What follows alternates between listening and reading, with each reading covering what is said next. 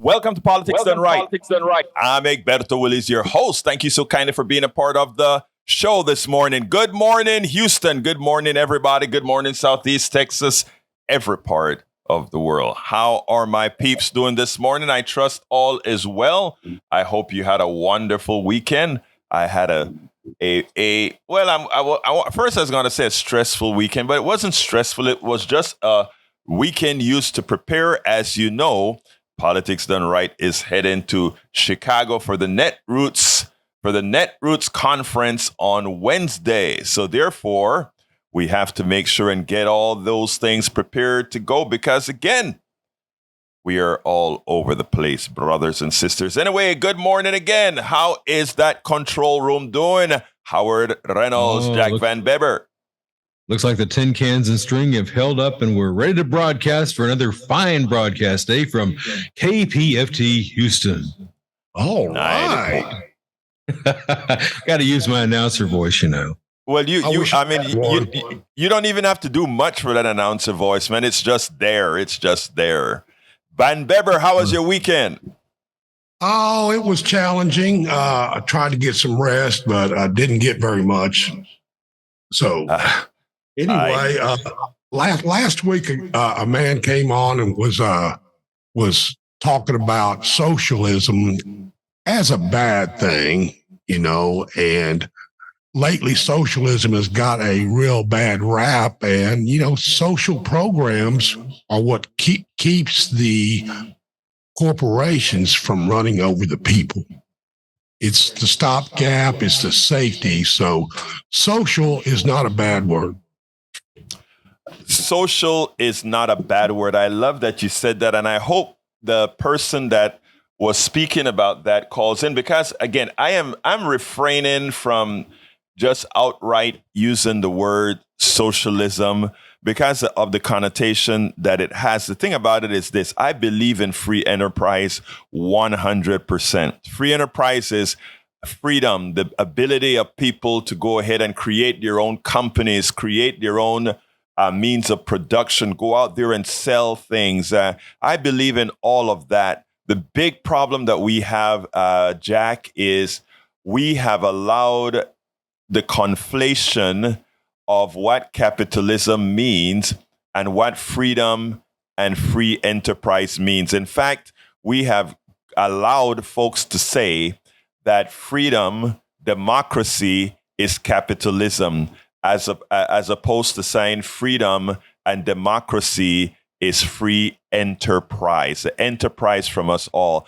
And that conflation is what allows us to be pilfered by the corporations. And that is what people have. And that is why, again, we hear that nobody wants to talk, or rather, the powers that be, you'd hear come out against critical thought. You know, they're wrapping critical thought into critical race theory because what they are hoping to do is ring that silly racial carnal bell in people's, so that they don't think about the things that really matter because they're so concerned about that idiotic thing called race. And one of the things that I hope to do with our programs or programming or attitudes, etc., is to let folks detach themselves from that silly structure and start looking at the economic structure that we're under, which was designed to just keep a few in power, a few financially really able, with all the rest being peons. Folks don't get it. Slavery never ended. It just lost its pigmentation. That's all. But it never ended. And folks can, you know, it's hard when you see nice cars and big buildings and great streets and all these things. It is great to see these things and then say, oh, but you're enslaved. And folks are, no, I'm not. I can go ahead and do all these things that I want to do. Then you say, by the way, aren't you in debt? Don't you have to do X, Y, Z to survive? Isn't there a better way? And Jack, the answer is there is a better way if we will allow ourselves to lose the control of the few who keep telling us that this is the way things need to go. So, Jack, I'm glad that you started that way. And I hope the caller who said that, because I remembered it distinctly, he called out the word Venezuela. I love when folks want to talk about, anytime they say, do you want us to be Venezuela? That's what socialism does. Well, I don't know what you want to call the economic system that I think is we all want. But it's not what Venezuela did, neither what Hugo Chavez, Nicolai Maduro, or any one of these guys. By the way, for those who know, those are Hugo Chavez was the one who started the Bolivarian Revolution in Venezuela, and after he died, Nicolas took it over. Nicolas Maduro took it over, and this is repeated throughout the other countries that America like to use as not America, Republicans and many neoliberal Democrats like to use as, this is not what if you don't have this evil economic system that hurts people in the United States and many parts of Western Europe, not the Scandinavian countries, then what you get is Venezuela. What you get is Nicaragua. What you get is Cuba. They don't tell you, of course, that we do stifle Cuba. Cuba has some, with all the stifling that we do, Cuba actually have a good healthcare system, and they do come up with a lot of drugs that that actually work and exported in other places that work. But that's for another day. But again, we don't want Cuba. We don't want Venezuela. We don't want Nicaragua. We don't need to have any of that to have a great free enterprise economic system in America. Why did Jack get me off on this monologue? Jack, why did you get me off on this monologue? Well, because this is the crazy stuff I think about, and the dots I try to connect. And I don't have the technical capabilities to do research, but I know what's going on out there, and I just try to connect the dots and keep things from being passed over too much. We're protecting your show. I like, but you know what? I want to thank you because that gave me the opportunity to give those words. I think that we need to reinforce those words over and over again, Jack. I was only playing when I said, why did you make me do that? Because I was kind of like happy to do it. But anyhow, so anyway, folks, I hope you listen to that short narrative there, but let's not allow folks to fool us. Let's not allow folks to keep us separate. Let's not allow folks to have you hate your brother and your sister. Think about that person you think you hate right now. Mitigate that hate and things will get better. Anyhow, title of the show today is, and I'm on the wrong screen, but title of the show today is Good Jobs Report equals pain for the working class. Cluster bombs, climate, Supreme Court. I'll try to touch on a few things. And I'd like you to call in 713-526-5738.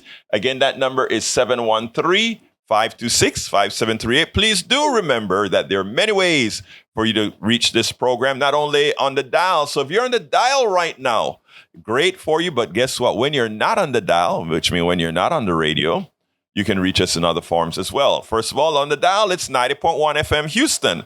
For those who are just jumping up and finding us on YouTube, yeah, you can hear us on air on the radio as well, 90.1 FM Houston. You can also listen to us on TuneIn.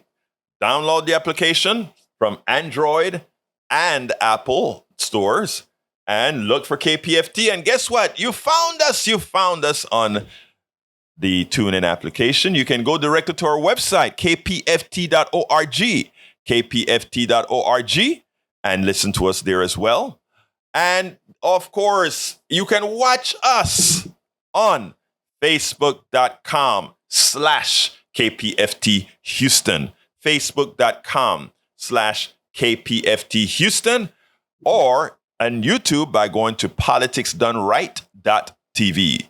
politicsdoneright.tv. Please give us a call, 713-526-5738, extension number 2. If you want to be on air, we can take you right away. Please don't wait till the end of the show, where many times, I then have to rush you. I like to digest what you're saying, like to put what you're saying on air, because like I've told you many a times, this is your show. You have the ability in real time to ask questions and to give statements and change the subject, because again, it is your show. You can email me at kpft@politicsdoneright.com, kpft.politicsdoneright.com. Whether you agree, disagree, you have a commenter, you want to comment, you're shy for the phone but want me to talk about it on another day, there's a subject you want covered, this is all for you to do. Unlike other radio stations, etc., you can speak directly to us. kpft@politicsdoneright.com. Give me a call and let me know what you think, etc., etc., etc. So don't forget, folks, but give us a call, 713-526-5738, extension number 2. I see that Eric is on the chat and quite a few others on YouTube. Anyhow, folks, I'm going to start with the cluster bomb thing that Biden decided to do today. And there are a lot of folks up in arms with it. I am saddened by us still having the cluster bomb and putting it out there. And look, you can be of different thoughts. The way Biden explains it, it is plausible and makes sense. Let me just first say that. In other words, hey, they are using cluster bombs on the territory of Ukraine and holding ground on the territory of Ukraine to get them out. They have a much larger army and they're on our land. To get them out, we should use all means necessary, which means if it takes cluster bombs, we need to use cluster bombs to get Russia out of Ukraine. Plausible. Not only that, even practical. But moral, no, right? And it's not moral because, we're not talking about some immorality because we want to use it to take out as many Russians as possible who are the invaders of Ukraine at this time. But what it does going forward and the reality that we know about cleanups, etc., they claim it's about a 2% dud on the American-based cluster bombs. And it lands in farms, it lands everywhere, etc., etc., etc. And, it would require cleanup, but in the process of launching these bombs, a lot of innocent folks as well likely die. It is no less immoral, of course, than when we sent drones over to kill terrorists, supposedly terrorists, and yes, some of them are, but too often we don't care about the collateral damage as far as them killing innocent people, and we just say, okay, we're sorry. Just before we left Afghanistan, or I think it was right after we left Afghanistan, we pumped a drone out there and shot up somebody, and it turned out that it was not the terrorist, but a family of many. I just want you to think for a minute, because we have a tendency to be antiseptic in the way we think about these wars. I want you to think about an American going ahead and doing something bad in a foreign country. And many private Americans may go over and do something bad in some other country. And that country decided to send a directed missile into Houston, Texas, to take out that person who moved back in Texas and live in a gated community, but it's very well protected. And they send a missile over to take that person out. What would the reaction of Americans be? What would the reaction of others be? I've taken it a step above, right? It's not only about cluster bombs, but it's about fighting wars or taking out the uninnocent. I think we would start to develop a different type of empathy if we started to see these kinds of shenanigans occurring across the border, but not affected by the United States, but others onto us. for things that our citizens, private maybe, may go out to some other foreign country and do. I think we'd get if we weren't a superpower, people would be doing that. But we're a superpower, we can decide what's moral or not. On Friday, a person called and accused, yours truly accused me of hating America. I hate the country that I chose, right? I hate the country of which I became a legal, naturalized citizen of, right? No cigar. Sorry, that doesn't compute at all. No. The things that many immigrants, new immigrants, because remember, we're all immigrants or descendants thereof. The things that many of us do, those of us that became that are naturalized American citizens, believed in the theory of what America represents and became full-time or partial activists to make sure that things get better or things get better or live up to the aspirations of what the country is intended to be. We couldn't possibly do more than love where we're at. Couldn't possibly. And the reason I preface what I'm going to say with this is because I want folks to know exactly where yours truly is coming from. Too often, and this started with the cluster. I started this premise with the cluster bomb. Too often, what we do is we learn how to put morality on hold. We learn how to put morality on hold. And in doing so, we lose it altogether. What I mean by this, right? When that caller called in and they said, "Who do you want us to be? Venezuela?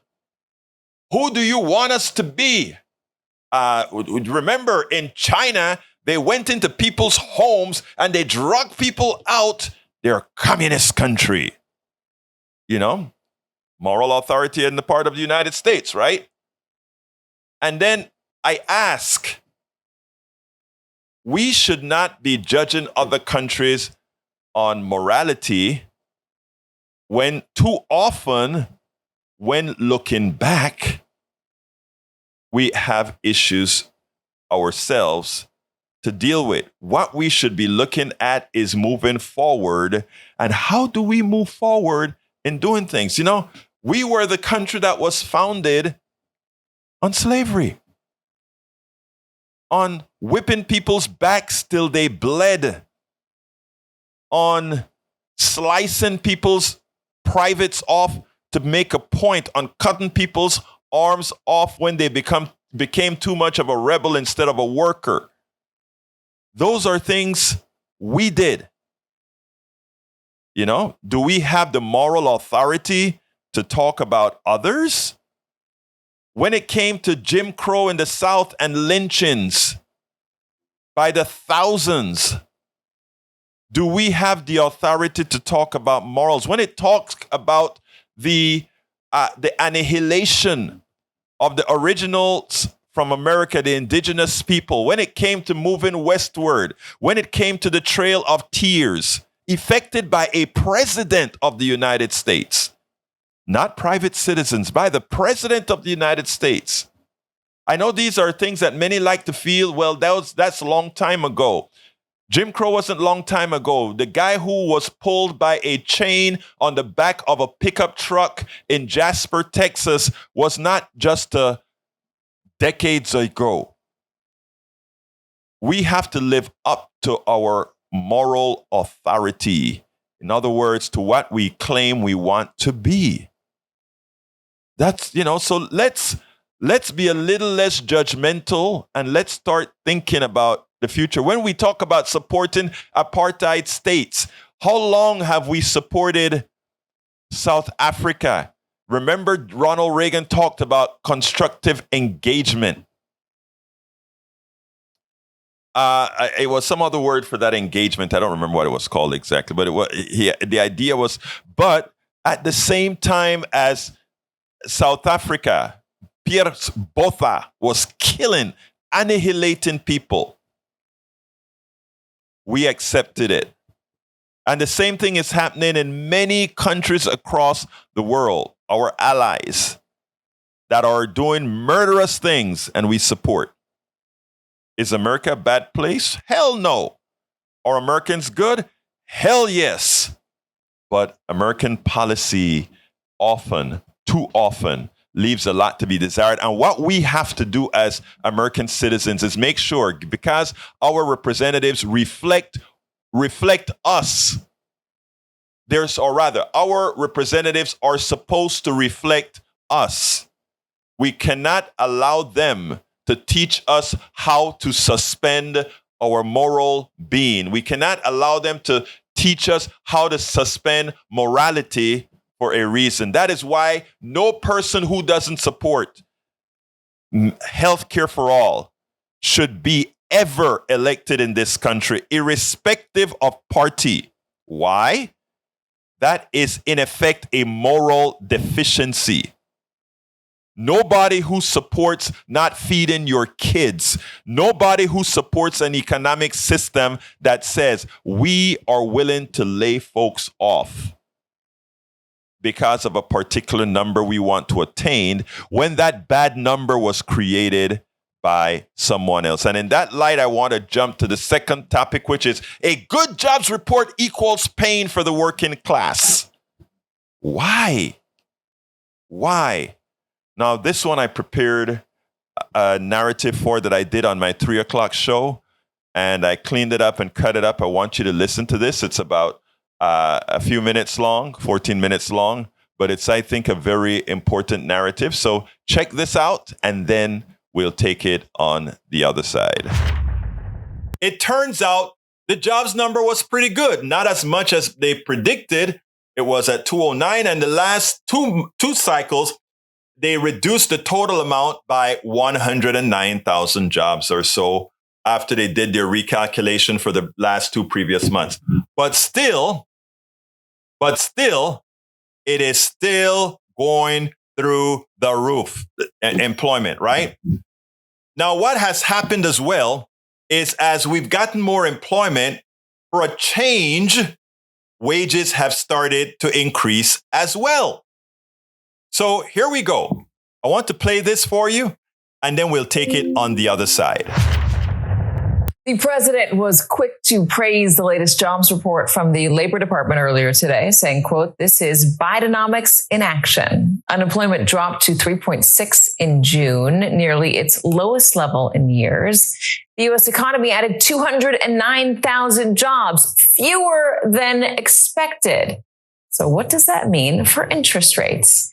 Joining me now is NBC News business and data reporter Brian Chung. So fewer than expected. Does that mean that we will not see another rate hike coming? Yeah, Wall Street economists were expecting somewhere closer to 240,000. So 209,000 did come in shorter than estimates. And I want to walk you through the numbers before we get to what the Federal Reserve might do in response to it. Again, slower pace than the May 300,000 clip that we saw in the month prior. But again, as you mentioned, the unemployment rate at 3.6%. Still historically low. We saw a lot of the job gains specifically in leisure and hospitality, professional and business services, but we did see contraction in retail trade. Think of jobs at the mall falling by about 11,000 in the month. But what the Federal Reserve is going to be watching for is this figure right here. This is wage growth. How much did wages increase between June of this year and June of last year? It rose by 4.4%. That's a faster pace than the 4.3% we saw in the May to May period prior.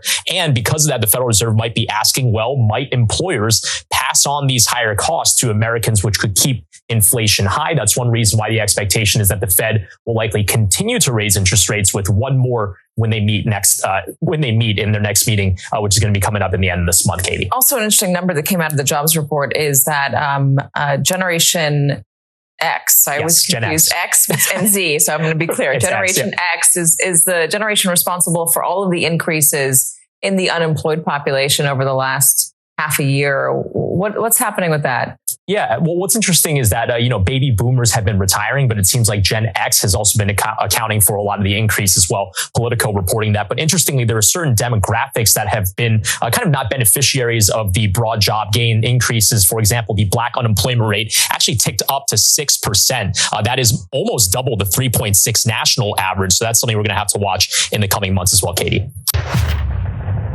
It's important for us to understand what this guy is saying. He's saying we have a good economy. We are not getting the explosion in jobs like we did before, which would say the economy is really heating up. And eventually we're going to start to have real labor shortages, not labor shortages caused by not paying people enough. Because what we have here is labor shortages caused by not paying people enough. And that's why you see that good wage gain going up. But here's what the feds want to do. The feds want to increase interest rates again to slow down the economy, to stop wage increases, because they fear that the corporations would then pass those wage increases in the form of inflation on to the Americans. I want you to think about this. The workers getting more money is a problem for the Federal Reserve, who says, I am going to increase the interest rates to cause more people to be laid off so that there will be less pressure to pay people more, to pay people a living wage.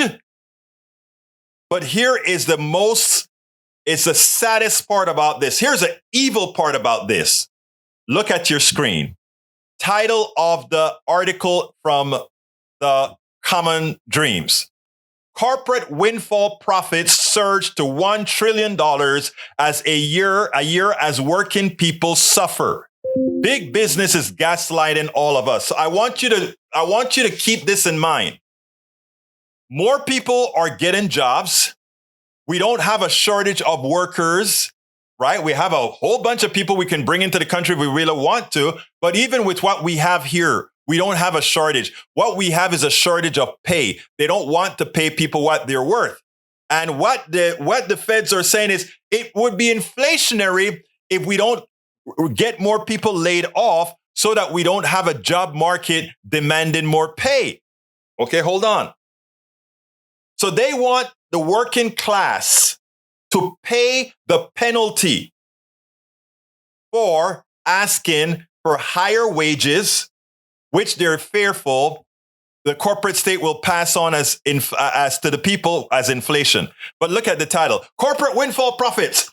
An analysis released Thursday shows that 722 of the world's top corporations made combined windfall profits of $1 trillion per year in 2021 and 2022, each year over $1 trillion, as people across the planet struggle to meet basic needs due to the price hikes that businesses have used to pad their bottom lines.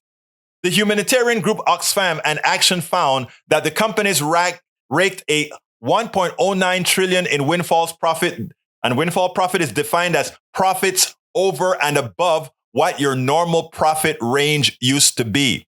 What your normal profit used to be, they've made $1 trillion above what that used to be. And let's ask the question, what is that $1 trillion? Where did that money come from? That money didn't come from them being more productive. That money didn't come from them building something new, because corporate guys build nothing. Shareholders build nothing. They are simply parasites who work off of you. So now they decided they were going to raise the rates of everything, irrespective of whether it should or should not. They raised the rate of bread, wheat, everything. Not the farmers didn't get paid more. The farmers got the same money. The distributors, the people who control capitalism, made it all. That $1 trillion, that's who it went to. So therefore, the inflation was caused by these corporate goons. And the Fed Reserve, after having a good jobs report that says more people are working, more people are getting jobs, and the wages are increasing ever so slightly. And in order to mitigate not getting these wage increases, the feds want to throw us into a recession. To prevent the corporate guys from having to pass along the extra money that the working class deserves, the working class earned. But nobody is asking the corporations to pay more taxes. In fact, we want to even give them more. We want to give them tax cuts. They're increasing our prices. And for increasing our prices and getting more money, we want to reward them with more tax cuts. To my brothers and sisters on the right, what part of that do you see as equitable or fair? How can you massage within your minds to defend the evil from within the corporate state?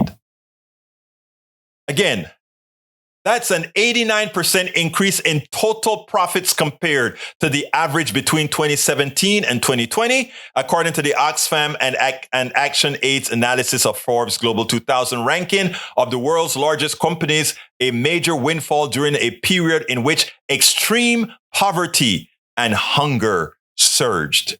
The two groups found that 45 energy corporations made an average of $237 billion a year in windfall profits, meaning above and beyond what they would have profited anyway, while food and beverage corporations, banks, big pharma, and major retailers also cashed in on the cost of living crisis that has seen more than 250 million people in 58 countries hit by acute food insecurity in 2022. So these criminals, these legal criminals, have decided that they will just take the money.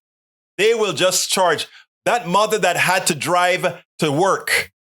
Her gasoline bill doubled just because they could. They didn't have to go ahead and hold you up with a gun. They didn't have to break into your home. Our economic system gives them the right to simply steal from you. That's the design of the economic system. And for those who are there to protect it and say, oh, this is the best system, this is the way it has to be, there are better ways. There are better ways. The windfall profits of leading food and beverage companies in 2021 and 2022 would be enough to cover the $6.4 billion funding gap needed to deliver life-saving food assistance in East Africa, a more than twice over Oxfam and Action Aid noted. People are sick and tired of corporate greed, Amitabh Behar, Oxfam's interim executive director, said in a statement. It's obscene that corporations have raked in billions of dollars in extraordinary windfall profits while people everywhere are struggling to afford enough food or basics like medicine and heating. But the obscene portion is in as much as they're making all this profit, windfall profits, they are still saying we want tax cuts. So they're hurting the people by having people spend more of their money to them, giving it to them, legal robbery. And at the same time, they're saying, and we don't want to pay taxes for this windfall that we were just lucky to get because we created inflation. And then our Federal Reserve want we, the people, to pay higher interest rates to slow down the economy because of these thugs who decide to rip us off. And we have a bunch of folks coddling, folks who don't have a pot to do you know what in, coddling these corporatists who are ripping us off royally. Whatever happened to critical thinking? And that is why you hear DeSantis and all these guys talk about woke. They don't want you to be woke. They don't want you to be intelligent. They want you to remain dumb. They want you to be able to say things like Bidenflation is Bidenomics and not listen. I gave a full explanation of where inflation came from. I gave a full explanation. And Eric Hayes is still saying Bidenflation is Bidenomics. What's the thought process? What's the critical thinking? The evidence is there, and that tells you a lot. It tells you a lot. Anyway, so folks, we know what we have to do. We have to de-elect all of those who are responsible for allowing corporations to do what they've done. And we need to threaten price controls yesterday if these guys don't stop. And if they decide, well, if you try price controls, we are going to reduce production, we nationalize then. We don't allow the corporate thugs to control the livelihoods, the existence of America. People would always try to come, well, if you tell the private sector what to do, they would just stop doing. And then we just, okay, if they stop doing, then we'll do. We can do it a lot more efficient because we don't have to satisfy the shareholders. So if they want to penalize the American citizenry, we can penalize them because they need us more than we need them. Remember that. They don't exist without us. We have to start exerting our own power. And our power is a lot more powerful than theirs. Don't ever forget that.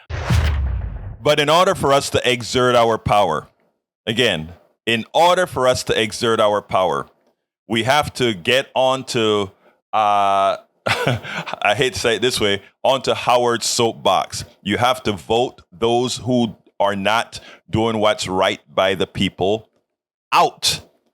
You have to vote them out. Oh, come on in, Howard. Howard, I was about to throw it to you, and you upended my entry into Howard. Talk to me, Howard. Well, you hear me. You hear that scraping across the floor. It's that soapbox of mine. Vote these people out. We don't have to put up with this, people. We don't have to put up with it. We can vote them out. And please do. It's the revolutionary way of doing things in the 21st century. Vote these people out. Get rid of them. Stop them in their tracks. Fire them. We don't have to put up with it. We absolutely do not have to put up with this. They're taking away our rights. They're jacking up our prices. We don't have to put up with it. Fire them at the ballot box today. Amen. So there you go. I'm scraping across the floor and putting the soapbox away. Well, look, let me tell you though. I mean, it is so important for us. And folks, before I forget, because I always forget the numbers. 713-526-5738. I would love to hear from you. In fact, I would love to hear from folks who disagree with me, because I'd like to have that conversation. America deserves that conversation. America deserves to hear these things, because again, when we turn on to the standard, when we hear standard, even the communication that claims to be progressive, a lot of times you're sitting down there and like, no, that's not really so. That is actually in favor of others the few taking advantage of the many. Look, I am a staunch democratic person. When I say democracy, I'm talking small democratic, not party. I'm talking, I truly believe in democracy. I truly believe in free enterprise. I truly believe that we should all have equal access to success. But there are the few that are psychopaths.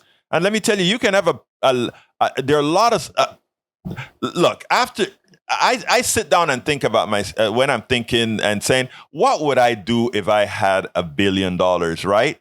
And I would start thinking how I would give this away. I'm like, but you know what? I would never have $1 billion, because anytime I started accumulating more than what makes me a comfortable existence, it would be gone. I would be throwing it out the door. I would be giving it away. Why? What is, to me, it takes a certain level of psychopathy, if that's a word, being a psychopath. So I don't know if psychopathy is a word, but it takes a certain level of being a psychopath to have $100 billion, to have $75 billion, and not say, you can't possibly earn it. I saw a TikTok over the weekend, and I should have queued it up to play it for you guys, and I didn't. But this guy said, people want to say, oh, they're good billionaires. And he said, let me tell you why you cannot have a good billionaire, that A billionaire, remember, is nothing more than an enslaver. In other words, they are making their monies. They are taking their actions all from you. They are simply, that monies that they have is the total amount of monies not given to you, what you have earned. Anyway, come on in, Tag. And before Tag comes in, 713-526-5738, please give us a call, extension number 2, 713-526-5738. Please don't wait till the end of the show. Please call now if you have a comment to make, and don't be fearful. I love everybody. I treat everybody with respect. Come on in, Tag. Morning, Edberto. How are you? I am doing fine, my brother. Talk to me. Well, I was just listening to your rant about these corporations and the trillions that they're making and not paying tax. And I agree 100% with you. But here's the thing that I didn't hear from you, and I think it's very important, is that these corporations making all this money, they aren't making it by manufacturing. They aren't making it by providing jobs to Americans and paying taxes on those people. They're making it by buying these corporations and consolidating and closing them and then sending the production overseas. And they're still doing it today. You know, the old vulture or vampire capitalists, as we call them. And that's, you know, like the heart of the matter for me is like, let's stop these people from closing our factories and closing our businesses. That's where it's at for me. Tag, first of all, thank you. What you're saying, I should have implied, and let me go ahead and say it a bit clearer. You just, believe it or not, defined the difference between capitalism and free enterprise. Within the threads of what you just said, is what I try to get across to people. You've said that these companies, the funny thing about these companies is that they're not even making these humongous extra profits from manufacturing. You hear me talk about these are people who make money off of money. There was a time when profit meant you made a profit to give somebody an incentive to create something new, to create a better process, to survive. You know, even bankers were very important, right? A banker, there's no problem in a banker making a profit. There's no problem in having interest rates. A banker did a service. That was an important service. I need to buy a tractor. I don't have the money right away, but over time I can farm to pay that banker, and he gets paid for giving me a service that allowed me to attain my flow. All of that is great. I believe in that free enterprise system. I believe that a company should be able to hire people who don't want to have the company themselves and make a product, etc. And that most of the value of production, most of the money created from that enterprise, brother Tag, goes right back to the people building the stuff, etc. Of course, the executives and so forth that run the company, they need to be sustained to be doing the different parts. But the executive can't cure a cancer. The executive can't build a motor.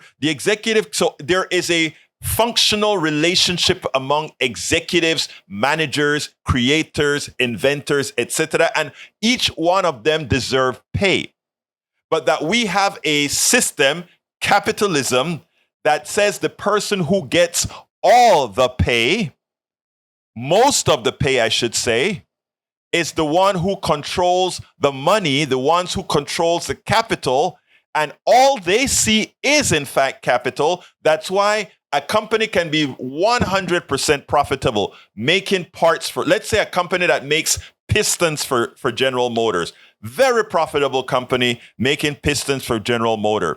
And because we have this within the capitalist system of saying we split companies into these things called stocks. And these things called stocks have their own value that they live on the market. And when you trade a stock, it can go up in value or go down in value, and it has nothing. Many times it has nothing to do with the valuation of that particular company, the asset value and future goodwill of that company. It just floats on the market for several reasons. And if that person who is controlling that stock says, I want that stock to go up. So let's make something happen with that company to make that stock go up. Wait a minute. We can make that company more efficient so that it generates more profit. So we'll lay off workers. Oh, wait a minute. We could build those same products overseas and the shipping rate to bring it back to the United States is going to be less. Let's do that. It has nothing to do with that company having been profitable. It has everything to do with those people who only make money off of money and decide, wait a minute, I can do this to the company to get those stock prices to go up. They don't do anything about how that company works on the internals. If that is not the definition of antiseptic slavery, I don't know what is, Tag. I don't know what is. Go ahead, Tag. You know, when these people are talking about socialism and communism and how the government's going to control manufacturing and the means of production, is like, you know, the government hasn't had anything to do with that in our country. It's all about these businesses who find it more profitable, quote unquote, to close companies here and send the jobs overseas. Those are the ones who are controlling production. And like you were saying a minute ago, it'd be better if our government was doing that and bringing these jobs back and setting up like the chip manufacturers like they have been. And this is where we truly need help. We don't need these big companies, big businesses getting money from the government at 0% and then loaning it back to the government for 1.5%. We don't need that kind of businesses in our country. We need people who are going to be manufacturing things here and providing jobs for Americans. And we need to build our own economy, not the Chinese economies. You just said a whole lot that needs to be unpacked. Number one, when you talk about it's not the government doing X, Y, Z, even when the government is spending these trillions of dollars, you know where that money is going? Into inefficient corporations to buy cluster bombs, to buy $1,000 toilet seats. I mean, you know, I love when the private sector talks about wasteful government when the waste comes from what they charge the government to do things. It's amazing, right? I mean, if you take a look at what the government pays for military equipment, if you take a look at what the government pays to build a building, if you look, let me give you the classic example, right? Even though the post office officially is not a government, it's supposed to be an independent government corporations. I don't remember legally how it is set up, but it is still solely it's sort of a government-run kind of a thing, right?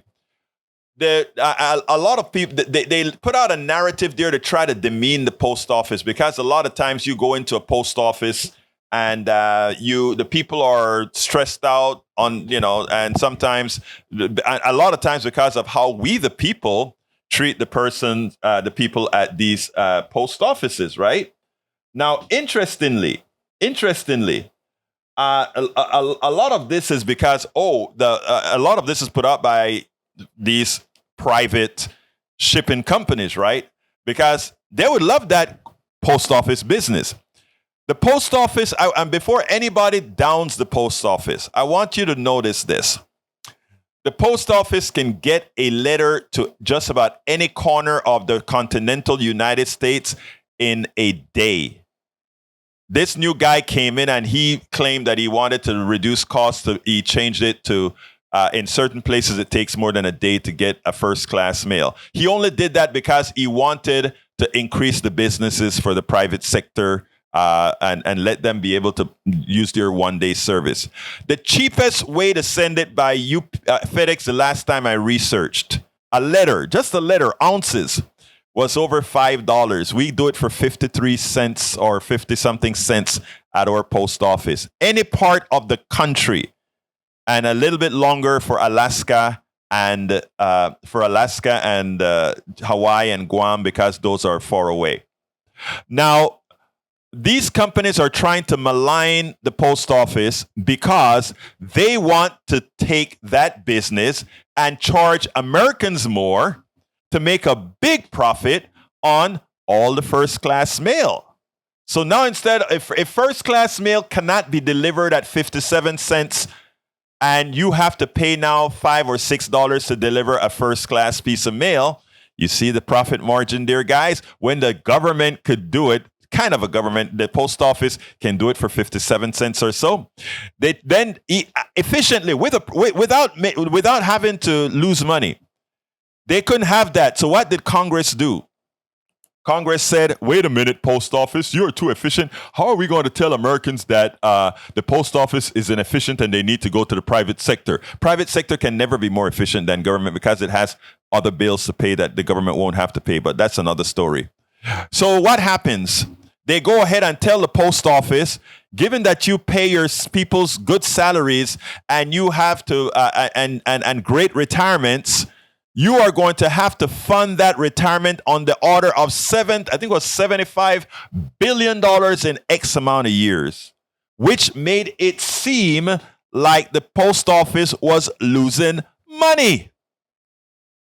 And they did that so that people would start saying, oh, if this entity is losing money, maybe, just maybe, we need to go ahead and privatize the post office. The crookery that goes on in the government-private relationship with the oligarchs, it's amazing. But anyway, Tag, I got another call that I need to run to. Thank you so kindly for giving me the opportunity to expand on much of that very important stuff that you mentioned there, my friend. Have a great day, Egberto. We'll see you soon. You too. Rafael, come on in. Rafael, come on in. Oh, we lost Rafael. Rafael, we accidentally lost you. Call back real quick. Rafael, and we'll get you on.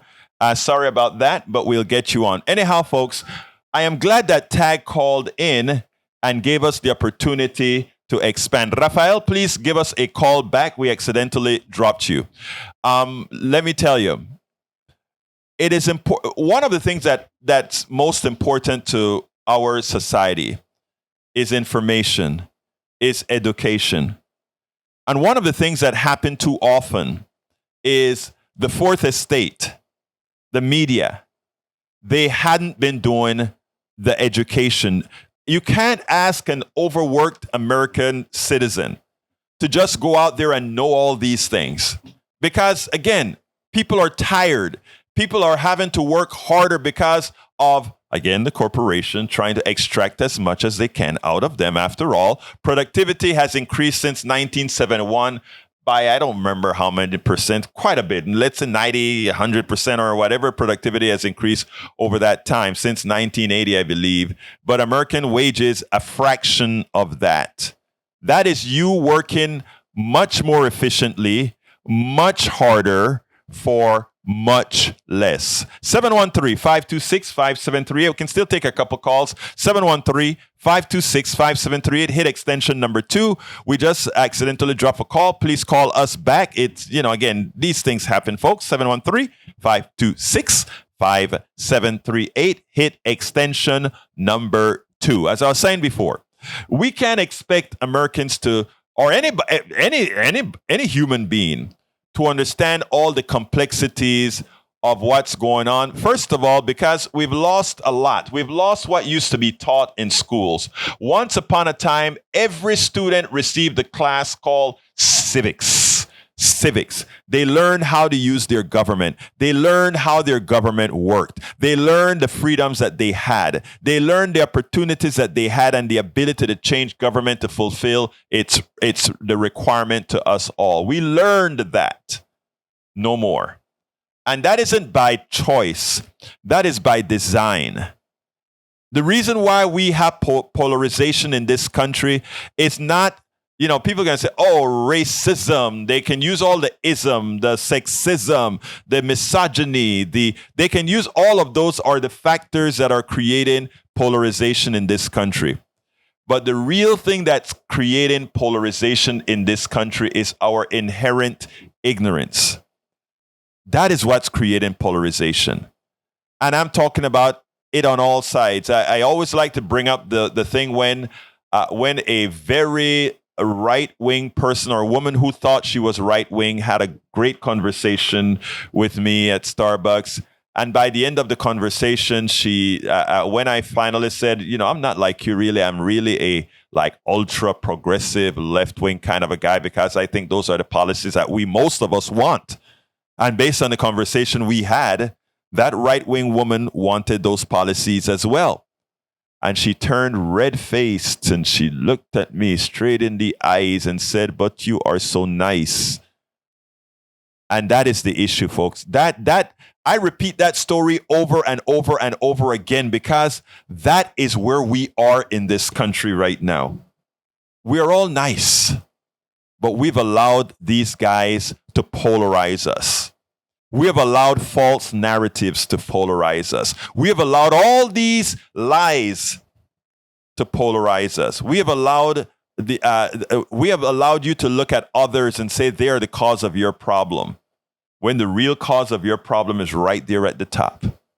And I wish more of us would open our minds to listen to others who are trying to say, we have very little to do with the polarization in this country. The polarization is caused elsewhere. Got 2 minutes left to go, so therefore it's time for me to say, give me a little 15-second closer, Brother Jack and Brother Howard.